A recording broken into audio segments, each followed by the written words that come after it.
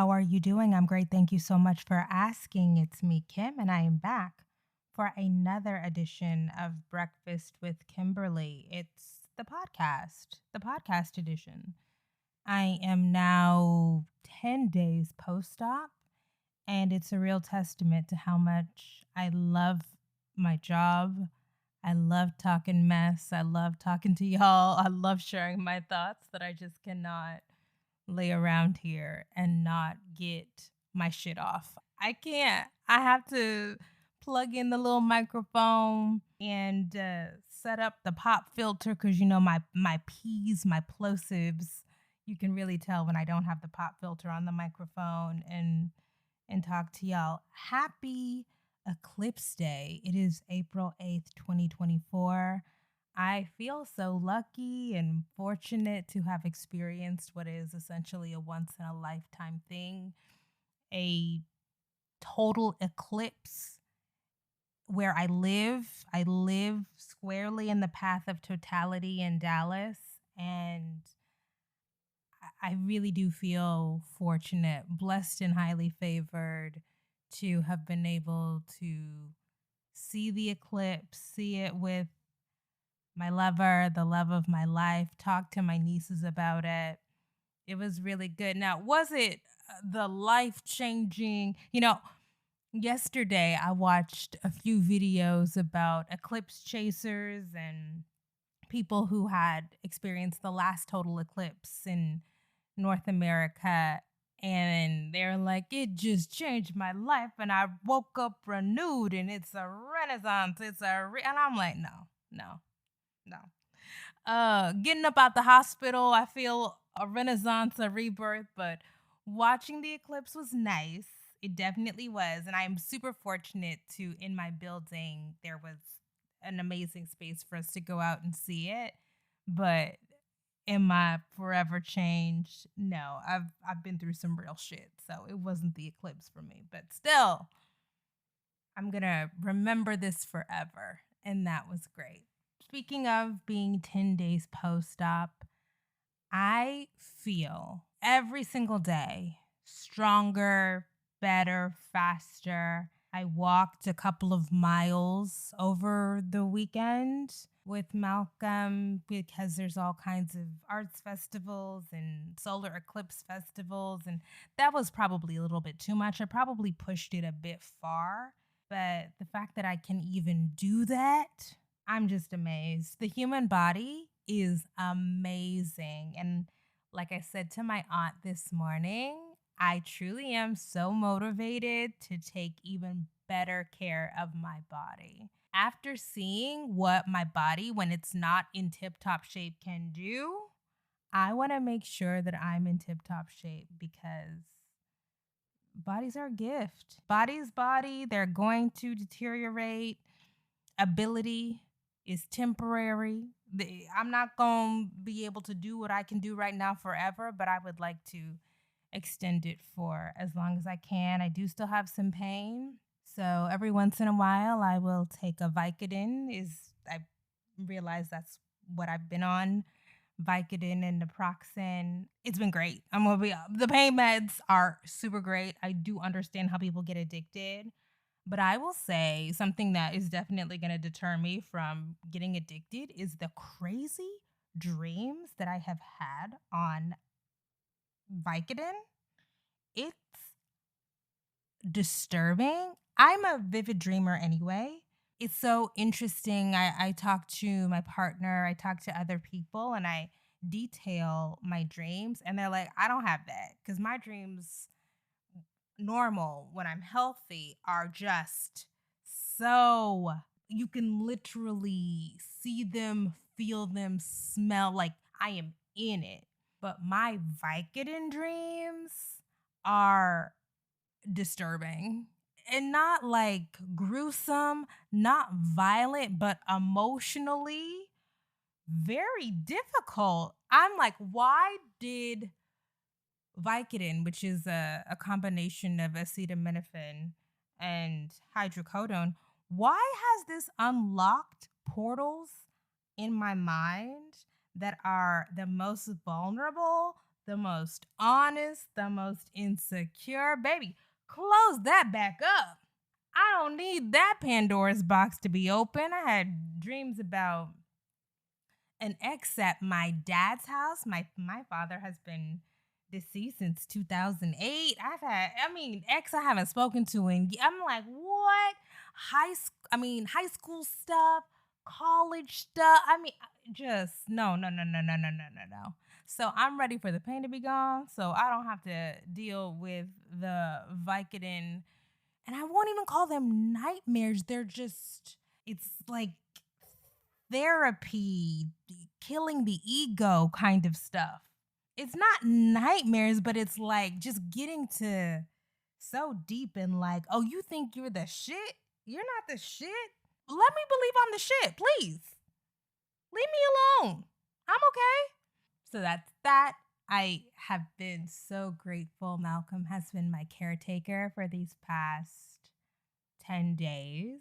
And it's been more than 10 days because we're whatever, dude. I had surgery on March 27th. And then I came home on that Saturday, which was maybe April 2nd. And then since then, Malcolm has been my caretaker. And he's just been amazing. I'm so grateful to have somebody willing to do it and do it with a smile. I'm grateful that if my caretaker was going to be my romantic partner, that my romantic partner has the temperament that he has. I've been wearing diapers just around the house, and I don't feel self-conscious about it. I'm not oh, is he going to think I'm cute? Is he going to think I'm sexy? What is he going to say? No, baby, it's the diapers. And what? And what? Because I feel so safe and secure. And I have no doubts that, look, there's no coitus until the end of April or beginning of May or wherever. So it's not even a thing. I have no doubts that when it's time to get back to sexy time, that it's going to get back, that he's not going to be looking at me any kind of way. And to feel that loved and cared for and respected. Don't let crybaby Kimberly come out. Safe and desired. And it's really good. It's the best. It's as good as I think romantic partnership can be. It's easy to like be in love and speak highly when it's like fun and going on trips and going to dinners and going on dates and getting dressed up and fornication. But like when I'm literally laying in bed and like calling him like, hey, can you help me sit up? Like my ab muscles are not working. Can you literally grab my shoulders and help me sit up? Can you escort me to the bathroom? My diapers, they're not diapers. They're basically, adult pull-ups or whatever. Adult, I don't know, pee underwear, completely unfazed by the diapers. Me just walking around like naked with the diaper on and him just being like, yeah, like it's great times. The best of the best. So that's great. I'm so grateful for my family, how they've checked in, how my aunts have checked in. I'm grateful to be an aunt. I've had some great conversations with my nieces. When your shit gets rocked, when you have potentially life or death situations, anytime you're going under the knife, anytime you're getting surgery, like I look at my scar, and I also, the other thing about, Malcolm is like, I also don't worry about him like looking at my scar like with disgust or anything. Like it just doesn't even cross my mind. I look at my scar like, what the hell is going on? Like, what? That's crazy. It's crazy that you cut through like 7 layers of skin and fascia, muscle, fat, and opened up my body, and it was exposed, and this line is the evidence that my innards were outside of my body. It's just nuts to me. So anyways, I look at it and I'm just like, I cannot believe, like, this is crazy. But I've been doing a little bit of shopping. I'm excited. I'm definitely looking forward to the future and going swimming and, wearing cute clothes and not having to worry about all of the fibroid stuff anymore. And also changing my diet, not to be one of those woo woo people, but I do believe that the way that I eat, particularly before I got on ADHD medication that could curb some of my worst instincts around food, I do believe that that was a contributor to the rapid, I would say, growth of my fibroids. So I wanna get that under control. I'm gonna cook tomorrow. I've been cooking, but I am gonna cook tomorrow again. So I feel good. I feel good. I feel blessed. I feel lucky. I feel loved. I feel cared for. A girl could get used to this. Not the pain, but the people doting on me, and I'm the baby of the family anyway, so I'm used to being catered instead of let me cater to you. Like, I'm used to people saying that to me. I also want some independence. I can't drive. Thank y'all for checking in. Thank y'all for being supportive. Look into getting a myomectomy. Get your fibroids taken care of. I know it's so crazy because anytime I talk about myomectomy with anybody, somebody says, I had a myomectomy. I have friends who did it. Aunt, sister, if they're black. Aunt, cousin, sister, niece, teacher, soror, like everybody. We're all out here getting myomectomies. We need to talk about this more. Everybody out here, maybe they didn't get an open myomectomy the way that I had to, but laparoscopic, robotic. We all out here doing it. Let's discuss it. All right. I saw today that Jonathan Majors was sentenced in his domestic violence conviction. I wanted to touch on this really quickly to a 52-week domestic violence prevention program. Okay. Megan Good is just embarrassing, like, I just find it to be deeply unsettling and embarrassing. We're going to talk about Potomac, by the way. We are. Oh, but before we really get into that, we are down to the final voting of the Pop Girl Power Bracket. We are so close to crowning the winner, the number one pop girl, pop woman, pop queen hit, Billboard number one. So be sure to vote. Okay. It's so stark seeing Megan Good accompany Jonathan Majors, this man who got into this altercation with this woman, apparently while they were dating, he was also going back and forth with this other woman, and that's how this altercation happened. And just signing up to, like, just be there. And, like, it's such a stark contrast to the Real Housewives of Potomac, where Robyn Dixon was actually doing fuck shit, and he was like, no, I'm not going to show up to support you. You know what I mean? Like, women just, like, sign up to be martyrs for no fucking reason, and the men are like, no, self-preservation. But speaking of Real Housewives of Potomac, I have thoughts, and that's actually really why I set up my little podcast microphone with my pop filter, because I have to get this off of my chest. I have been trying to take a step back and deeply consider whether or not I am being too hard on Gizelle, aka Nick. That Nick. I'm sorry, that so is ageist and it's rude. And I want to be better. I do want to be better. God is working on me. I'm just not there yet. Am I being too hard on Gizelle? No, I'm not.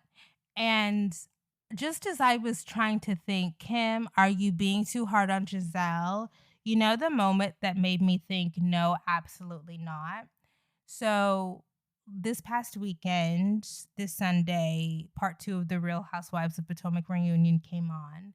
And there was a section where Gizelle was talking about her father and his illness and his passing. And of course, I can feel empathy for that. My father passed away from brain cancer much younger than Giselle's father, but death of a parent at any age is rattling, soul stirring for sure. I realized that I don't like Gizelle, aka Nick, when we saw the package around her father's homegoing service, and Karen reaches out to Gizelle and holds her hand, and we see Karen reaching for tissues, and we also see Ashley reaching for tissues. We know Ashley has lost her father, and Andy is trying to make a point. Candace, why are you crying? Mia says, she gonna cry when the wind blows. And Gizelle snaps, yeah, even when it's not about her. Girl, what? Wait a minute. We can't even put the nasty shit on pause when we are talking about people offering sympathy and condolences for your loss, for the pain that you've experienced. Sympathetic crying is very normal, it's very natural. Lots of people do it. I know that some people, particularly some of the women on this show, take pride in being emotionless and being hard. But we know Candace is not. She is just, I relate to it, just a ball of emotions. And nothing about Candace and her cry angle during that little segment about Giselle's father passing and Giselle's really true, genuine emotions around that. Nothing about that felt contrived. It's really natural and understandable. And Andy was trying to take a minute to highlight, look, y'all do not fuck with each other at all. But still, there is something that is connecting y'all's humanity at the core. And Gizelle couldn't even take a second to process that. I'm sorry, it's some sick shit when in the middle of mourning your father, you gotta be nasty. It's not right. It's not. Gizelle and Robyn are never beating the evil colorist allegations. They're simply not. And speaking of colorism, the brown skin girl, they were eating the light brights the fuck up on this reunion. The brown skin girls looked great. Aesthetics on point. We're not going to talk about Ashley's wig. We're not. I did not like Karen's dress. I don't know what was going on. Karen looks good generally. I don't know what happened there. But the brown skin girls, Dr. Wendy, I think Candace is gorgeous. I just think she has her stuff together. NECA is gorgeous. Loved it. But back to the real colorism conversation that they, again, just failed so miserably to have. It's so crazy because Candace is not a race warrior at all whatsoever. So, to set the scene, to provide some context, in the last season, there emerged this conversation around colorism within the group. Were the light brights, Robyn, Gizelle, Ashley, whoever, were they particularly hateful and nasty toward the brown skinned / dark skinned Black women? Right? Was there a colorism issue at play? There was also, the thing with Deborah or Deborah. Deborah's her name. It's not Deborah. Deborah and her assuming that everybody wants her. Girl, why would you think that? Right? And so the conversation, it was brought up, but it wasn't addressed. It wasn't fleshed out. It wasn't explored. And Candace immediately defended the light brights by saying, no, I don't think they're colorists. And Candace even turned some people against her by saying, I don't think I've experienced color or whatever. Like something it contradicted what people felt, what people were seeing, the dynamics. Candace felt the need to separate herself from the popular Black woman discourse. And I still see people say they don't fuck with Candace because of the way that she navigated that colorism conversation. Since then, there has been no work done at all whatsoever because Robyn and Gizelle are both refusing to even engage meaningfully with the conversation. Now, this is interesting to me because, as was mentioned in the reunion,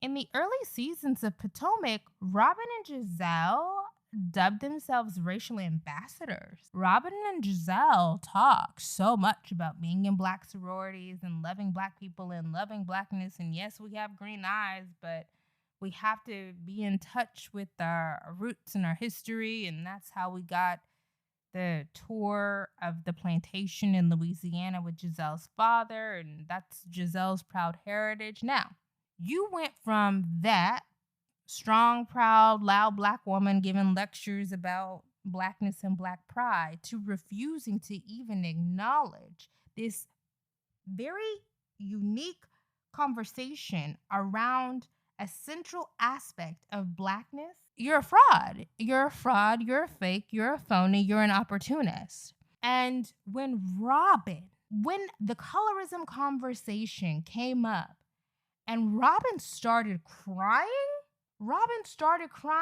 She started crying because she said that colorism conversation was so uncomfortable for me. Are you out of your fucking mind? Please be so for real right now. Y'all have no self-awareness. Y'all have no politics. Y'all have no idea how fucking crazy you look sitting up there crying. By the way, after you just ridiculed repeatedly Candace for crying over losing her relationship with you, Candace crying, sympathetic crying for Gizelle, then Robyn had the nerve to sit up there and cry because being called a colorist was so horrible and so hurtful.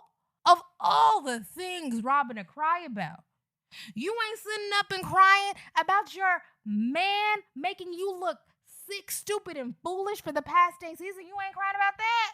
You ain't crying about Robyn Dixon leaving you out here to fend for yourself in front of millions of people. You ain't crying about that. But you're sitting up there crying because America, the Black women who watch Real Housewives of Potomac, had said, hey, there's some weird shit happening here. You have got to go. You've got to go. You're trash and you need to take yourself out. Just point blank, period. That is sick to me. So anyways, nothing got handled. Wendy is right. Wendy was definitely in her TV presenter bag when she said, we can't have this conversation because y'all don't have the range. Just the way that y'all have even broached the subject demonstrates y'all don't have the range. It's going to be more offensive than anything. Let's just not do it. I just thought you've had a year and a half, a year and 3 months to figure your shit out, to figure out a cogent response. And that's what you chose to do? Girl. That was really, really sick. Robyn, and Gizelle, never beating the allegations. Okay. What else happened? We talked about Gizelle and her situationship with Jason from another one of these Bravo shows. I truly don't know. Is it Winter House? Is it Below Deck? I'm not sure where he's from. I just think there's nothing wrong with the light casual situationship, but I also think that there's something a little strange about her during this season of Potomac introducing this man to her children, having this man up in her house, and then simultaneously saying, oh, it's light, it's fun, it's nothing. We see each other, when we don't. Like, ew. I don't know. I just have a thing about, why are you introducing him? If it's light, it's light. If it's nothing, then why are you introducing this man to your kids? You got this man up in your house. He's at your job, basically. He's in your workplace. I don't fuck with that at all. I just think, I don't know, Gizelle just seems like old school pick me to me. We also got the husbands coming out. Of course, we were waiting for Chris to come out because there have been these rumors about Chris and infidelity. I don't know. Is Chris cheating? I don't know. I assume, honestly, I assume truly, for better or for worse, that once these men get a taste of the spotlight, get a taste of notoriety, get a taste of women in their DMs, that they're probably going to do something stupid. But with regard to Chris and this cheating situation or cheating allegations, there's no there. There's simply not enough to run with the story. There's not enough to keep hammering it the way that Robyn was trying to. First of all, Robyn Dixon, how fucking dare you? Let me just tell you, a bitch whose husband is in hiding after being caught in multiple, verifiably shady situations with women could never tell me shit about my relationship or my man. Robyn, it's 10 p.m. Do you know where your husband is? Can you FaceTime him right now? Is he gonna pick up? FaceTime him right now and have him turn the camera around the room, scan the room to make sure nobody else is there. Can you do that? No. How fucking dare you? And the glee, the excitement, the eagerness with which she was trying to question Chris. I think Robyn thought that in that moment she was getting her lick back, but no, baby. No, you are the one who looks dumb as fucking hell defending that man, getting embarrassed, demeaned, degraded on national TV all these years. We have that man saying he don't like you, he don't want to show up to work. You are paying the bills in the home. This is your good job. He don't want to help you keep your good job. That's crazy. That is embarrassing. So I don't really know. Look, I can't say for sure what Chris is out here doing. He might be laying it low, spreading it wide. But you know who does not get to ask any questions about fucked up, reckless husbands? Robyn Dixon. How dare you? You need to sit back in your, I don't know, fake Givenchy, like whatever that is, with the built-in legs and the heels. Ew, yuck. Zip it. We haven't talked about Mia yet. You know, Mia is giving us some good drama. I do agree with, why are you setting your child up to be talked about like this? I agree with Karen Huger. Leave the baby out of it. Like, it is good drama, I guess, but how old is the kid? And he's gonna see this. Or his classmates or his teachers or principals are gonna see this. Like, do what you need to do to get a check, right? You're a single woman now. You have to pay for your quote unquote penthouse apartment, which, by the way, you know what I forgot? I have something on my notes here. I forgot to mention last week when Candace said to Gizelle, she's a bitch. You're a bitch. And she like she articulated the syllables like, you're a bitch, Gizelle. She's a bitch. Because I support that. Because Gizelle is that. I'm so sorry. She is that. Okay. But Mia, embarrassing, but good TV. Compelling. Do what you have to do to keep those checks coming in. Okay. Do I know what Daddy G Gordon is going to reveal next week? I don't know. I mean, it's already been horrible. So just pile it on, add it on. Mia's face is over injected. Now, this is an aside. I just want to say, just a little. I think the filler craze, filler blindness is a real thing, and her face is distracting because there's just too much filler in there. We gotta stop somewhere. Do you notice that for the past 2 episodes, neither Nneka or Ashley have been addressed? Like, what do you all do on this show? Y'all have done nothing. Just sitting collecting checks. Ashley in particular, I just don't fuck with it. And Candace is right. Or I don't know, Candace didn't say this, but whoever asked that question about Ashley knowing exactly what Michael Darby, what he was up to. Yeah, Ashley does know, because I do believe that Michael and Ashley are, if they're not like together living in the same home, they are definitely fornicating regularly. She is doing something strange for a little piece of change. making sure that the mortgage is paid on time. Like, do I think that Ashley Darby is paying her own mortgage now? No. And it is whatever, but like Michael and Ashley's lives are still intimately connected, and there's nothing that Ashley is going to be able to do to convince us of otherwise. Mia, Gordon is already in public calling Mia his ex-wife, but Michael and Ashley haven't filed divorce papers? I don't know. There's something really shady going on there. Back to Mia, sorry. Mia is a conundrum for me because she lied. Like the lie, I don't understand it's hard to follow all of Mia's lies, truly, because for these past few seasons, the narrative has been Gordon rescued me up out of the strip club and elevated my lifestyle, and now I have access to all of this stuff. But now the narrative is Gordon, and actually, I do kind of believe this, by the way. I believe that he didn't really have what he said he had. But do I believe that Mia saved their finances because she came into some money because her grandparents died? I don't know.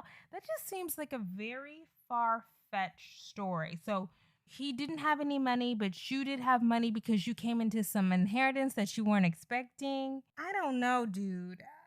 Mia, I appreciate Mia trying to rescue this series. I really do. But she does need to spend a little bit more time diagramming her lies, outlining the lies, practicing them because they're not cogent. I just don't, it's difficult for me to follow. And I want to believe the lies. I really do. But I don't know. I also thought it was really weird. Mia, she lies, but also I don't really understand her ethics or whatever. Her expecting Wendy or Candace to check up on her when Gordon was going on his, little tirades trying to tear down her. Are y'all friends? I don't know. That's a really strange entitlement. If has Mia been a friend to Wendy and Candace? Did I miss that? I don't, it just seems like she's expecting a kind of loyalty from Wendy and Candace that their interactions on the show and their history just doesn't warrant. Anything else about Potomac? Did I already talk about how Robyn is a lackey and a lapdog for both Gizelle and Juan Dixon? And it's embarrassing, and she needs some self respect. Beautiful woman, but as we know, beauty does not equate to self esteem, getting treated well in relationships, whether friendships or romantic relationships, having self respect. Like, it's very embarrassing. That's all I have there. Okay, so since I'm here, I want to talk a little bit about Ready to Love. I haven't talked about this before because nobody watches this bottom of the barrel ass show. It is the dregs of reality TV, but I can't get enough of it. And I did watch, not the whole season. Well, crap, I did watch the whole season. I was about to lie. This season of Ready to Love, which is an all black dating show on OWN. It was filmed in Fort Worth, but technically it's all DFW, okay? One of my big things, my first observations was there's a pretty big gap, let's just be honest, educationally and financially between the men and the women. And that's always going to create some really kind of shady dynamics, right? Like there's women on the show who are real business owners, and there's a woman on the show who's a pharmacist, and like realtors or whatever, and then the men are like comic, DJ. It's like, okay, well, that's already imbalanced. And one of the ways that those imbalances show up is when there is a man who appears to actually have shit and be about shit, all of the women want to go for him. And in this season of Ready to Love, that man was Chaz. Chaz is, I'll say, moderately attractive, 47 years old. He has what the colorists would call good hair. He said that he would describe himself as wealthy. I would not. You got a little something, something, but that little something is more than what the rest of these men have, and so that makes him the most or one of the most desirable men. And so Chaz just got to acting a fool at the end. You know, he fell out with one of the women who is such a good, vibrant personality. I just love her aura. I really like Vanessa.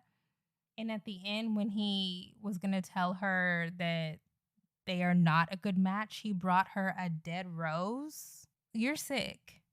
What? You're weird. I'm sorry. The men who go on Ready to Love are weird. There was LaRon, who is like a little runt, who said he goes out 4 days a week. I don't get that. I'm so sorry. I'm so sorry. He's like 31 and he said he goes out Wednesday through Sunday. What? Y'all have got to get some business, get some hobbies. I don't know, get some side hustles because I think it is if you have the capacity to go out 4 or 5 days a week, you are not doing enough. I'm sorry. We should reject hustle culture. We should reject hustle culture, but you need to hustle a little bit more if you can go out 4 days a week. If you can be in the club 4 nights a week, you might need to tap into some hustle culture because something ain't right. You don't have no books to read. I don't know. I'm sorry. I do not support that.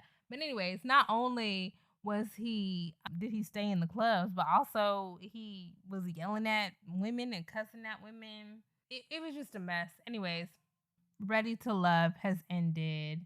From what I can see, there is one successful couple.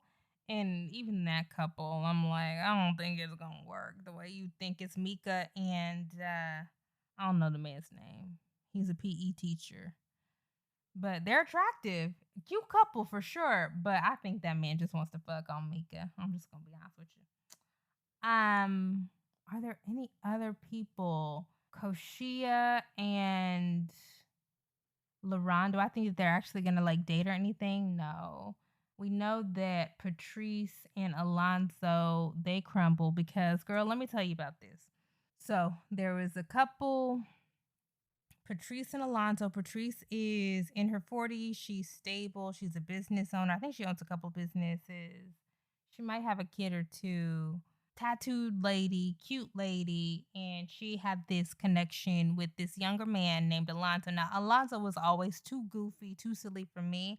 I also think his interactions with women were overtly disrespectful and boundary crossing, and I don't think that that's cute. But he did seem to really like Patrice. So by the end of the show, because at the end of the show, people are just trying to pick each other, right? It's like I pick you, you choose me, I choose you. And Patrice and Alonso chose each other. And I was like, okay, this is cute. You know, they have a genuine connection. They're laughing, they're giggling. He planned really good dates for her. Okay, I see it. So we get to the reunion, and it turns out now they're broken up because one day after Patrice had received from Alonso a key to his apartment, which is cute. By the way, are y'all just giving out keys to y'all's apartment?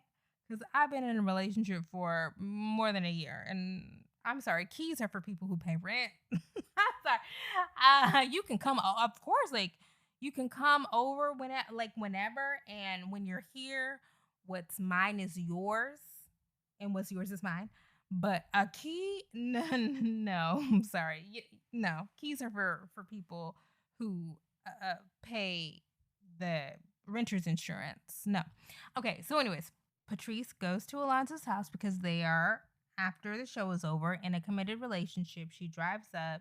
She sees Alonso being dropped off, driven around by a woman at 10 p.m.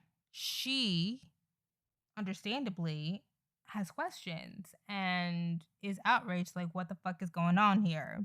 Alonzo says his car's battery is dead, and so he had a friend pick him up to take him to the grocery store at 10 p.m. At 10 p.m. That seems weird, but also, you've never heard of Instacart? You've never heard of Shipped? Even Amazon now has Whole Foods delivery service.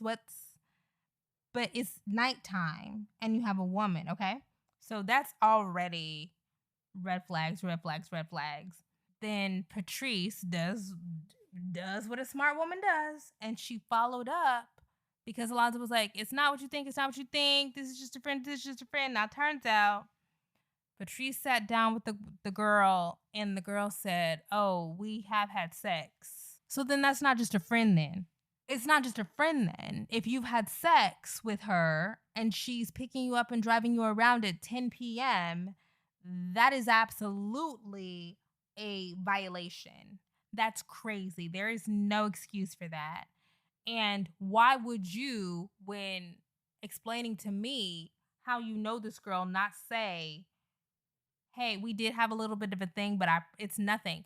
Concealing it makes it 10 times worse. But also, we are now in a committed relationship. I have a key to your apartment. You need to go to the grocery store. Why are you not calling me? Why are you calling this other woman that you slept with previously to come pick you up at nighttime to drive you around when we are in a relationship? I don't believe in being possessive, right? You own yourself, be free.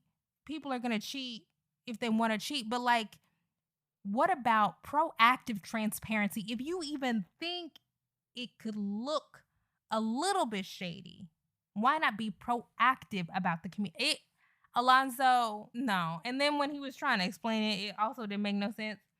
And then Patrice came back and said, and then after she found out that that girl who was driving him around at 10 p.m. at night, that they had sex, she learned that he was sleeping with other women and getting STD tested with other women while he was dating her and exploring a relationship with her. Like, I'm sorry, these men ain't no good. And Alonzo was 35. Like, honestly, men 36 and under, look, there's no magic age where men suddenly become thoughtful, responsible humans, but the 36 and under men are particularly, they're just, it's a mess. It is.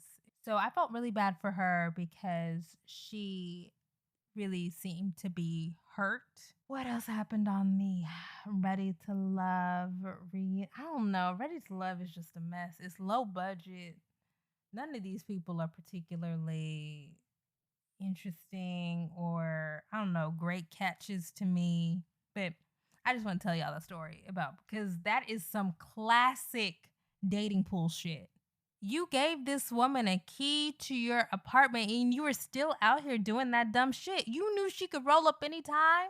You're just not thinking. Silly. Just wasting people's time for no reason. Anyways, guys, that's all I have to say for this episode of Breakfast with Kimberly, the podcast edition. Thank you for hanging out. Thanks for having fun. I will see you guys next time. I do want to do a reaction, not a review, but I do want to share my first reactions to Cowboy Carter because I definitely have some thoughts about that. But we'll try it again at some point. I will talk to you guys later. Bye.